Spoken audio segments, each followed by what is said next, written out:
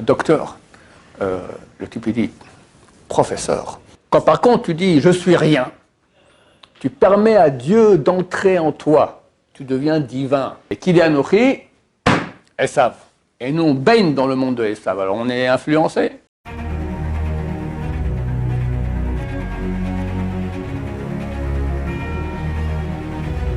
Ce show dédié pour la Refoua Shema, la guérison complète et rapide de Noach, Moshe, Michael, Gérard, Ben, Laetitia, Rivka, Bezrat Hashem. Ok, chers amis, peut-être le dernier cours de l'histoire, si Mashiach revient, comme on espère, ce mois de Nissan. Sinon, on reprend après, Bineder. Peut-être même aussi après, Mashiach nous dira de continuer, mais ça m'étonnerait. La question de Zacharie. Est-ce que vous pouvez nous parler un peu de l'humilité? L'humilité. J'ai l'habitude de dire l'humilité, Zichrono Livracha, des mémoires bénies. Il n'y en a pas, ça n'existe pas. Quand je posais la question au Rabbi Son Abba Shaul, qui était le grand de la génération, il était extrêmement humble. Une fois, il attendait le bus s'arrête, et le conducteur lui jette une serviette. Tiens, montre-moi s'il te plaît, nettoie le pare-brise. Et le Rav monte sur le pare-choc, comme ça, et comme nettoie le pare-brise. Ils sont là, Kvodara. Mais qu'est-ce qu'il y a? Il m'a demandé de le nettoyer. Il ne sentait pas qu'il y avait quelque chose. Rien du tout. Ou bien j'ai vu aussi dernièrement le Rav Chaim Kanievski.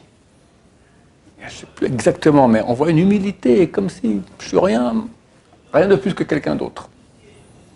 Et Moshe Rabbeinu, quand la Torah vante ses qualités, elle vante une seule qualité, c'est l'homme le plus humble qu'il y avait sur terre. Alors je pose la question au Rabbi Son Abba Shaul. Comment on fait pour avoir l'humilité? Il m'a dit, je ne peux pas parler d'une chose que je ne connais pas. D'abord, c'est une très bonne réponse, humble. C'est-à-dire que c'est une chose qui est très très loin de nous. Alors on va parler autrement, on va dire comment être moins orgueilleux. Parce que l'antithèse de l'humilité, c'est l'orgueil. Et l'orgueil nous fait beaucoup de problèmes. Dans les livres de Moussard, c'est écrit que l'orgueil et l'humilité, donc en bien et en mal et en bien, c'est en fait la source de toutes les mauvaises midotes. L'orgueil et la source de toutes les bonnes midotes, c'est l'humilité. Quand quelqu'un est humble, alors il ne va pas s'énerver. Il ne va pas prendre au sérieux les pulsions qu'il a. C'est se dire je suis rien. Donc maintenant, il a envie d'un chocolat, d'accord? Il a envie de regarder une fille, il a envie de dormir, d'accord? Si on l'empêche de faire cela, l'ego réagit. Mais si lui, son ego n'est pas là, il n'y a aucun problème. Donc la source de toutes les bonnes midotes, c'est l'humilité. Et la source de toutes les mauvaises midotes, c'est l'ego, l'orgueil. C'est quoi la question? Comment travailler pour avoir l'humilité? C'était quoi la question? Oui. Comment y arriver? Alors je parle pas en connaissance de cause, parce que c'est des grands comme Rabbi qui étaient tellement humbles, je ne sais pas comment le faire, c'est pas moi qui pourra vous dire comment le faire. Mais on va essayer de travailler sur comment être un peu moins orgueilleux.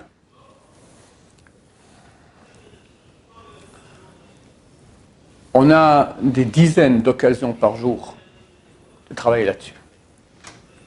Surtout dans la relation avec le prochain.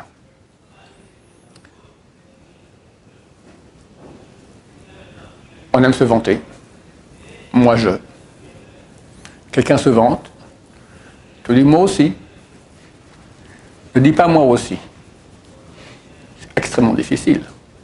Parce qu'on a l'impression que si lui, il est, et moi je ne dis pas que moi je, alors c'est comme si je ne suis pas. À ce moment, on peut penser à une chose, que des Zohar Kadosh.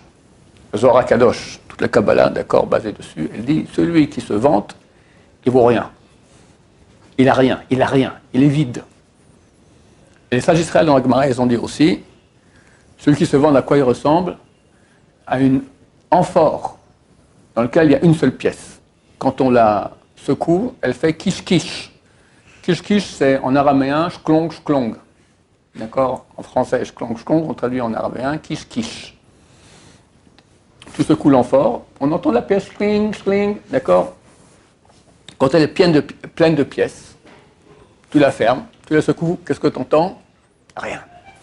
Quelqu'un qui est plein, quelqu'un qui a une richesse intérieure, quelqu'un qui a une proximité de Dieu, il n'a pas besoin de la reconnaissance de l'autre pour comprendre qu'il est. Je parle de haut niveau, ce que je dis est très simple, mais on est loin de cela. L'homme a extrêmement besoin de la reconnaissance des autres. Mais c'est un signe de faiblesse et de vide. Parce que c'est jamais la reconnaissance de l'autre qui va vraiment fixer que je suis quelque chose. Admettons que j'ai une valeur. Les autres ne la reconnaissent pas. Alors à cause de ça, je n'ai pas de valeur. Non, ils ne la reconnaissent pas parce qu'ils se trompent, ils ne se rendent pas compte de ce qui est vraiment valable. D'accord? Et le contraire. Admettons que j'ai aucune valeur, mais toutes les journées, on me fait des salam alek. Parce que par exemple, j'ai de l'argent, ou j'ai un titre, d'accord? Une fois, je crois que Rabad se raconte, il était à l'hôpital et il demande à un médecin, docteur. Le type lui dit, professeur.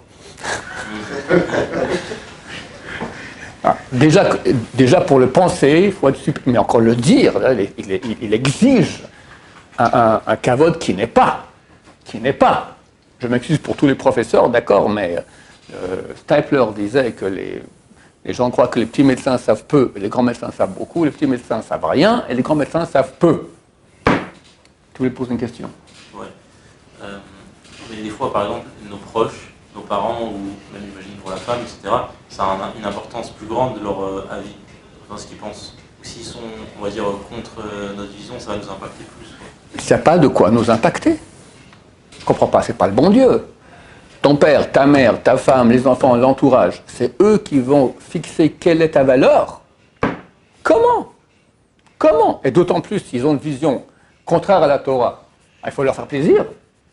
Jamais de la vie, ils sont à côté de la plaque.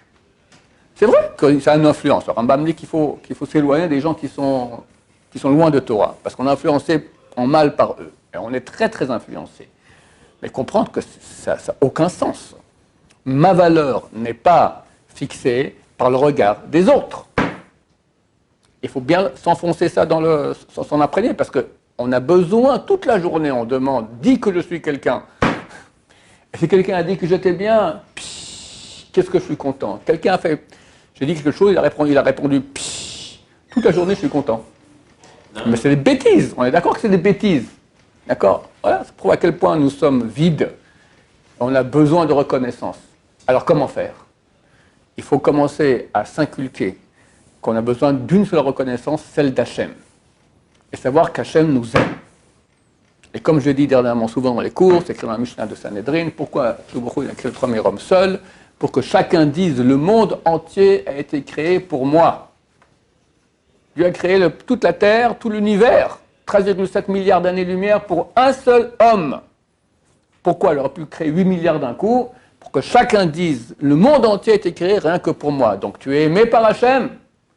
Qu'est-ce que tu vas maintenant les supplier de façon bête, d'accord, un petit compliment d'un autre qui vaut rien et qui très souvent il est mensonger. Très souvent mensonger. Surtout les gens qui ont de l'argent, on leur fait des salam alek, quoi. Tu es quelqu'un parce que tu as de l'argent, tu as de l'argent. Peut-être un grand magouilleur, un type super malhonnête. Il y a des gens riches qui sont honnêtes, mais il n'y en a pas beaucoup.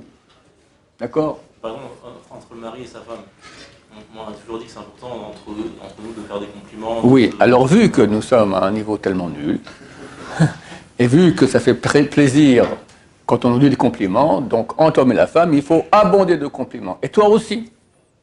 Il ne faut pas que tu demandes, mais en faire aux gens énormément. Dire, oui, mais alors je ne rends pas service. C'est vrai. Alors Israël Salanter, qui était le grand rabbin qui a parlé beaucoup des relations entre l'homme et son prochain, il a dit, je ne dois pas m'occuper de Olam Haba de l'autre, je dois m'occuper de Olam Hazé de l'autre. Olam Haba, il faut que je fasse une grimace, c'est un pauvre type, d'accord? Ça lui fera du mal, il aura plus d'Olam Haba. Mais je n'ai pas le droit de faire ça, je fais mal. Alors si quelqu'un va commencer à penser, je dois m'occuper de Olam Haba des gens, il sera méchant avec tout le monde. Se disant que quand ils vont souffrir, quand je passe, c'est bien, parce que plus on souffre, plus on a de Olam Haba. D'accord? Il m'a dit que le mérite des souffrances est énorme. Alors tiens, je te fais un peu souffrir, dis-moi merci. Ça ne marche pas comme ça. On doit penser au Olam Hazé des gens. Aussi au Olam Haba, dans la mesure si on peut les aider à faire tchouva, les guider sur la bonne voie, oui. Mais pas penser que si maintenant je fais du kavod, alors je l'enfonce. Pas penser que je fais du chesed maintenant, je l'enfonce. Au contraire. Hachem veut que l'homme se comporte avec son prochain avec beaucoup d'honneur. Énormément. Ah, quand je fais de l'honneur au type, alors je l'enfonce. Oui, c'est vrai, mais c'est pas ton affaire. C'est son affaire. Et que les grands de Torah, l'obligation de leur faire beaucoup d'honneur. Alors eux doivent se battre contre un SRA terrible, se dire que je suis nul. Mais quand on leur fait de l'honneur toute la journée, il peut y avoir une petite pensée. Même la pensée, elle est interdite. Même la pensée, elle n'est pas soule, elle est fausse, d'accord? C'est du mensonge, c'est du mensonge. Dieu t'a tout donné, de quoi tu te vantes? De quoi tu te vantes? Qu'est-ce que tu es? Non, mais je suis, j'ai quoi? Le je déjà de ta phrase je suis, c'est Dieu qui l'a fait. Tu peux encore continuer à dire quelque chose? On n'est rien.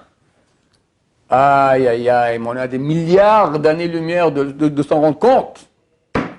Donc, le travail sur nous, t'as rien. Vous me direz, mais à ce moment-là, j'aurais plus aucune confiance en moi.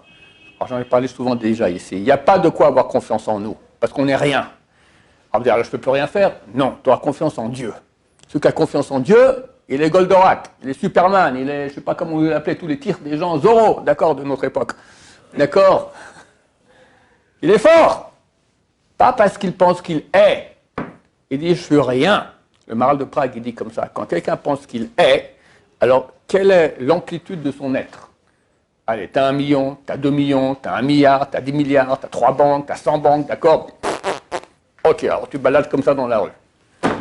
Par rapport à Dieu, qu'est-ce que t'es? Choum d'avoir. Rien, rien de rien. Quand par contre tu dis, je suis rien, tu permets à Dieu d'entrer en toi. Tu deviens divin. Combien ça vaut divin? Le monde, il est rien par rapport à divin. Donc quand quelqu'un, il sent qu'il est rien, il laisse la Shrina, la présence divine, rentrer en lui et il devient infini. Et la Gemara dit que quand quelqu'un est orgueilleux, il repousse l'épée de la Shrina. Il dit Dieu, la Gemara dit que la Shrina dit, lui et moi on ne peut pas habiter dans le même monde. Il ne laisse pas de place, il prend tout. Il prend tout. T'imagines, c'est terrible. Mais c'est hélas le cas de beaucoup de gens. Et comme je dis, on a tous des malades à ce niveau-là. Et on va essayer de se soigner un peu plus. Oui. On peut demander à quelqu'un d'arrêter un peu de faire du kavod? Oui, absolument. Il y avait un cas une fois, il y avait un grand sage. Et il s'est marié. Et sa femme était terrible. Je crois qu'il y avait des gens qui venaient chez lui. Elle sortait de la cuisine, venait, l'insultait, le tirait, le critiquait en public devant tout le monde. Et quand il est mort, après 50 ans, d'accord, alors elle vient à l'enterrement et elle dit c'est un très grand sadique. Et tout le monde rigole parce qu'à quel point le critique. Elle dit sachez que lorsqu'on a fait notre chidour, il a posé une condition que chaque fois qu'il y aurait des gens qui viendraient chez moi à la maison, je serais obligé, moi, d'aller et de critiquer en public. Et j'ai accepté de faire ça. Je sais malgré moi, c'est lui qui m'a demandé. Donc on peut. Tu peux. Bien on sait que c'est factice. Regarde, quelqu'un de très riche, qui n'est pas idiot, et tout le monde autour de lui lui fait des salam alek. Il sait très bien que c'est de la comédie, chacun il a un intérêt là-dedans. Ça lui fait plaisir? Ça lui fait plaisir. Il a besoin de ça. Il s'est addicté à ça. Il sait que c'est un mensonge. C'est vraiment comme le pétard, d'accord? Le type, il a addicté à son pétard, il sait qu'il est en train de se bousiller, ça bousille les neurones, les machins, tout ça, mais je peux pas sans ça. Des fois, ça fait tellement... Quand c'est trop, ça fait du mal, genre. Très bien, c'est fantastique, trop. Il y en a qui diront c'est pas assez. Qui dit c'est trop? Je connais pas, moi je connais des gens qui disent que c'est pas assez. Parce que je sais qu'après ça va me bousiller, quoi. Enfin, Très bien, excellent, fantastique, bien sûr, tu le dis moins. Il faut le dire moins. Ça ne nous rend pas service. Ça ne nous rend pas service du tout. Mais ça demande du travail. Il y avait un rabbin qui était parti faire une tournée en Amérique, je ne sais plus qui c'était. Un des grands rabbins en Europe. Et son fils était avec lui. Et il présentait le kvod arabe, machin, il faisait des compliments extraordinaires sur son père. Le soir, le père revient à la maison et se met à vomir. Il dit, tout va bien, j'en peux plus. Tout ce que tu as dit sur moi, toutes ces choses-là, burk, d'accord? Bon, c'est un niveau, hein. Un autre, il va dormir avec le sourire. Il sait que c'est pas vrai. Mais ça fait plaisir que les gens, ils ont dit ça. Hein? Aïe, aïe, aïe, aïe, aïe, le monde du mensonge dans lequel nous sommes. Donc, travailler là-dessus, se répéter ces choses sans cesse. Arriver à ne pas se vanter, arriver à ne pas s'énerver, arriver quand quelqu'un m'a blessé, passer outre. Tout ça, ça provient de la hanava, de l'humilité. Tu verras, tu rentres maintenant à la maison, tu vas rencontrer les copains, chacun parle. On va boire un pot ensemble, d'accord, un endroit cachère. Et chacun parle, tu as besoin du micro quelques minutes. Lui, il a parlé, tu parles. Rien dire. Rien dire. Je raconte une histoire que j'ai racontée souvent, mais elle est tellement belle, extraordinaire. Il y a 150 ans, le grand rabbin de toute l'Europe, c'était le rabbin Chaim de Brisk. Et il y a eu une assemblée des rabbins chez lui à la maison. Ils sont venus de toute l'Europe chez lui à la maison. Et bon, il parle aussi de ça, puis après il parle un peu de Devrei Torah. Il dit, écoutez, je vous raconte, je vais lire maintenant une kouchia, une difficulté de compréhension de la Gemara, et je vous donne le tiroutz que j'ai trouvé, celui de mon fils. Il pose la question, personne ne répond. Chacun donne, ouais, non, c'est pas bon, t'as qu'à. Pendant une demi-heure comme ça, tout le monde essaie de répondre, rien du tout. Ok, je vous donne ma réponse. Psh, extraordinaire, tout le monde applaudit. Celle de mon fils, psh, tout le monde applaudit. Ok, Baruch Hashem. Après, tout le monde rentre chez soi. Alors, de Brisk s'est dit, c'est bizarre. Il y avait ici le Rav Yitzhak Blazer. C'était un grand sage d'Israël, mais c'était un grand du Moussar. Il travaillait sur lui-même énormément pour le Moussar. Il n'a rien dit toute la soirée. Je me demande si ce type-là, il est vraiment aussi grand que ce qu'on dit. Ah, j'ai son bouquin ici, Pri Yitzhak. Amène-le-moi, il demande à son fils.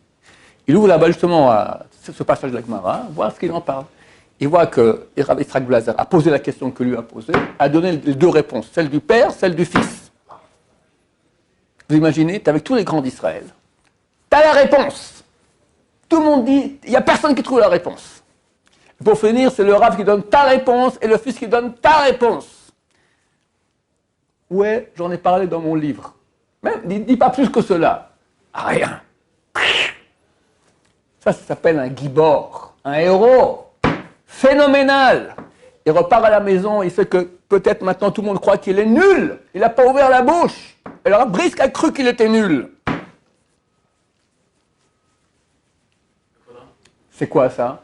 Ça, c'est une force intérieure. Je n'ai pas besoin de reconnaissance des autres pour savoir qui je suis. J'ai besoin de reconnaissance d'Hachem. Hachem sait que j'ai trouvé ce tiroir.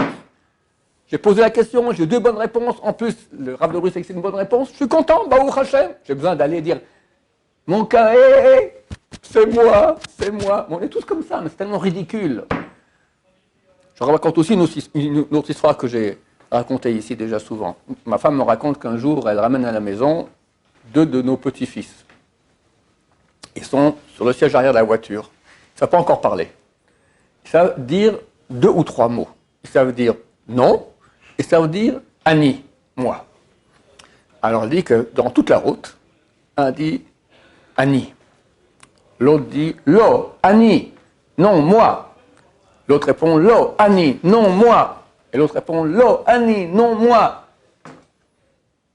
C'est pas le monde que nous voyons devant nous sans cesse. Nous tous, on est comme ça. Plus finement. Toi, non, moi, oui. Inverser. Inverser ça. Toi, oui, moi, non. Celui qui fait ça, c'est une comédie. Mais on devrait tendre vers cela. Travailler dans ce sens-là. C'est le seul moyen à comprendre qu'on n'a pas besoin de la reconnaissance des autres. On a besoin de la reconnaissance d'Hachem et on l'a. Et dès lors, je n'ai pas besoin maintenant de me remplir par les autres. D'autant plus que ça ne remplit pas. Vu que la reconnaissance des autres, en fait, elle ne vaut rien. Donc, je ne suis pas rempli par cela. Donc, j'en demande toujours plus. Encore plus qu'à votre, encore plus que tout ce que... Tellement de gens, toutes les études qu'ils font. Bac plus, il y a de quoi se tirer une balle dans la tête. D'accord? Tout ce que les gens font, de l'argent, etc. Mais plus, et encore. D'habitude, il y a une seule raison à cela. Bon, aussi qu'on aimerait des belles vacances, aussi qu'on aimerait une belle voiture. Non, les belles voitures, c'est déjà plus ça, d'accord? C'est kavod, d'accord? Le kavod. Le kavod. Je suis quelqu'un, reconnaissez-moi que je suis quelqu'un. Le monde de la Torah aussi. Le monde de la Torah aussi, c'est clair. Arrivez à étudier les Shem Shamaim. À votre niveau, Baruch Hashem, c'est bien. Vous êtes tellement nuls, et moi aussi, que vous étudiez, c'est les Shem Shamaim. Mais après, quand tu commences à avoir un niveau déjà, j'ai un niveau, je suis quelqu'un, pauvre type. Je parle de nous, hein. Je parle de nous. C'est là que nous sommes. Mais sans rendre compte, essayer de travailler un peu plus. De temps en temps, voilà. S'écraser, pas s'énerver, pas se vanter, pas... Comme un petit enfant, des gens vus. Alors, Israël Salant raconte qu'un type, il agonisait. C'est sur son lit en train d'agoniser. Des enfants sont venus avec une échelle, commencent à taper sur la fenêtre comme ça. Partez. Il tapait comme ça. Il s'est levé du lit, agonisé, c'est-à-dire tu ne veux pas bouger. Là, il ne faut même pas te toucher tellement tu es faible. Il s'est levé, il leur a crié dessus. Et il sera mis au lit et il est mort. Tu comprends? Dans quelques secondes, tu quittes ce monde, tu vas dans l'Amaba, prépare-toi. Tu t'énerves encore contre des enfants. Ça provient de l'orgueil. On a fait guili guili guili, on le dérange, guili guili guili guili, il ne peut pas supporter. Et à force de se lever, crier dessus, et il va se recoucher et il meurt. Voilà un exemple de la bêtise que nous avons. Oui. J'ai entendu une chita qui disait, il y a beaucoup de rabbins qui disent qu'il ne faut pas s'occuper de l'orgueil tout de suite, pour les débutants, on va dire. On ne doit pas travailler sur ça. C'est vrai que pour les jeunes, au contraire, on va réveiller leur orgueil pour qu'ils avancent plus vite. C'est marqué Kinat Sofrim Tarbe Chochma. La jalousie des Sofrim, des étudiants en Torah, elle amplifie la sagesse. Pourquoi on étudie à deux? On étudie à deux parce que si tu ne comprends pas, lui il a compris, tu te sens diminué. Donc tu vas faire plus d'efforts pour comprendre. Après, il donne son avis, tu vas donner ton avis. Chacun va avoir raison. Ça provient de l'orgueil aussi. Néanmoins, c'est un orgueil, on va dire, qui est utilisé pour une bonne fin. Mais c'est vrai que c'est quand même pas l'idéal. Alors, on doit étudier comme ça, c'est comme on dit, mais on doit étudier à bout d'un moment, pas pour montrer que j'ai raison, pour trouver la vérité. Être amoureux de la vérité, et pas pour mon ego. C'est vrai que dans la jeunesse, on ne peut pas demander aux enfants de travailler sur l'humilité, c'est pas du tout adapté. Donc au contraire, on gonfle leur ego. Mais après, il faut faire un dégonflage de l'ego toute la vie. Hein. Par exemple, pour nous, pour les Baal Tshuva de notre âge. Moi, je pense que vous pouvez travailler sans aucun problème là-dessus. Ça, vous avez déjà suffisamment de conscience pour comprendre ce que je suis en train de dire. Ça n'a pas de sens. Ça n'a pas de sens. Le Ramban, il écrit une chose qui est très belle. Dans Igeret Ramban, dans la lettre, Armanide, donc, il a été expulsé d'Espagne, après la disputation de Barcelone. Il a écrit une lettre à sa famille en disant que tous les jours vous lirez cette lettre, alors vous serez protégé du ciel. Et là-bas, il dit qu'il ne faut pas s'énerver et il ne faut pas s'enorgueillir. Il dit que l'orgueil, c'est l'habit d'Hachem. Comme il est écrit, Hachem, Geout, Lavesh, Lavesh Hachem, Ozit Hazar. Geout, c'est l'orgueil. Lavesh, Dieu s'habille d'orgueil. Parce qu'effectivement, si quelqu'un a droit au kavod, c'est que Hachem. Hachem est la kavod. Tout le kavod revient qu'à lui. Chaque fois que nous, on va prendre du kavod, quelque part, on vole l'habit d'Hachem et on est sur nous. De quel droit tu dis que tu es quelqu'un alors que tu n'es rien, tu es créé par Hachem complètement? Ce coup de sympathique sur le dos que je suis quelqu'un. Au nom de quoi? C'est un voleur de kavod. Bon, c'est un niveau, hein. Ah, il faudrait se répéter ça toute la journée. Comment il s'appelait? Rabbi Levitas, dans un vote, il dit, je crois que c'est le seul endroit où c'est écrit dans un vote, mais od, très, éveille, shfal ruach. Soit très bas, shfal ruach, l'esprit bas, très. Kitikvat Adam, Rima, je me souviens bien, car l'espoir de l'homme, c'est Rima, c'est la pourriture. Qu'est-ce qui va rester de toi après? Mais od, très bas. Hachem aime ça. Il aime l'humilité. Et les gens aiment l'humilité. Quand tu vois quelqu'un de humble, tu l'aimes tout de suite. Tu n'es plus en concurrence avec lui. Là, Navi miten chen, c'est marqué. Dieu donne chen, du charme aux gens qui sont humbles. Ils sont aimés. Quelqu'un qui est orgueilleux. Quelqu'un m'a dit une fois, il m'a dit un Tamil Chacham, un sage d'Israël, un érudit, c'est comme la DAF. Quand c'est bon, c'est bon. Mais quand il devient orgueilleux, c'est comme une DAF qui a tourné. C'est dégueulasse. D'accord? Et il y a des cas pareils. Hier, quelqu'un m'a écrit qu'il a vu un Tamil Chacham, il a tombé dessus pour X raisons, d'accord, mais de façon grossière, orgueilleuse. C'est un Chilul Hashem. Chilul Hashem. Il y a un travail énorme à faire là-dessus. Mais Dieu, il aime tellement l'humilité. Le Stapler l'a dit, c'est marqué, la Gemara dans Rosh Hashanah, page 17, je me souviens bien, pour me vanter un peu, dit que, et pour finir c'est faux des fois, quand je vérifie, d'accord, dit que,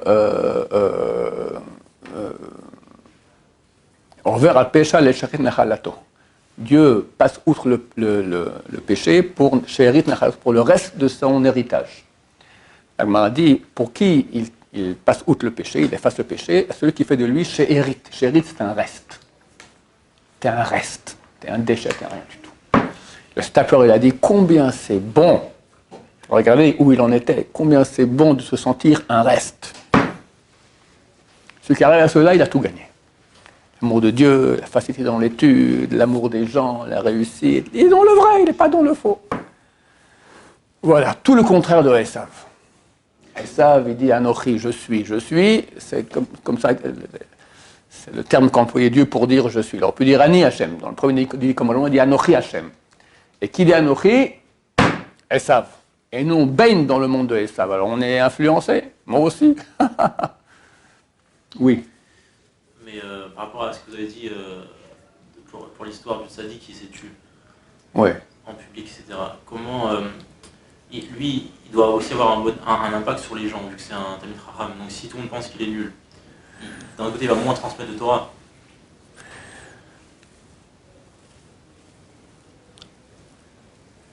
Hachem gère le monde. C'est marqué que celui qui poursuit le kavod s'enfuit de lui. Et celui qui fuit le kavod le poursuit. Donc au contraire, quelqu'un qui sera vraiment humble, il y en a qui sont vraiment humbles, mais dit le kavod ne vient pas. Alors une fois j'ai entendu quelqu'un qui a dit oui, parce qu'il regarde pour le kavod il arrive ou pas. C'est un faux humble. Quelqu'un qui est vraiment humble, il sera aimé de tous. Il sera connu, le kavod va le poursuivre. Donc t'en fais pas. On ne peut pas nous dire sois un rachat pour que tu aies un impact chez les gens. Sois un tzaddik. Et l'impact des gens, c'est pas ton affaire. Laisse au bon Dieu faire ça. Ok? Allez, c'était un Bezrat Hashem, un bon Ben Ezben à tout le monde. Revenez très humble à Yeshiva Bezrat Hashem. Le Mashiach qui vient, c'est marqué humble sur un âne.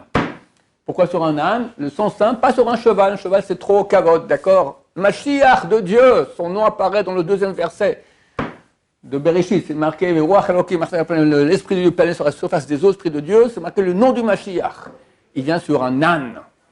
Aujourd'hui, on dirait sur une teuf, une, je sais pas moi, quelle est la voiture, une Fiat 124 d'il y a 40 ans, d'accord? Voilà. Comme ça que vient le Mashiach, Bezrat Hashem. Baruch Adonai, l'Olam, Amen, Amen.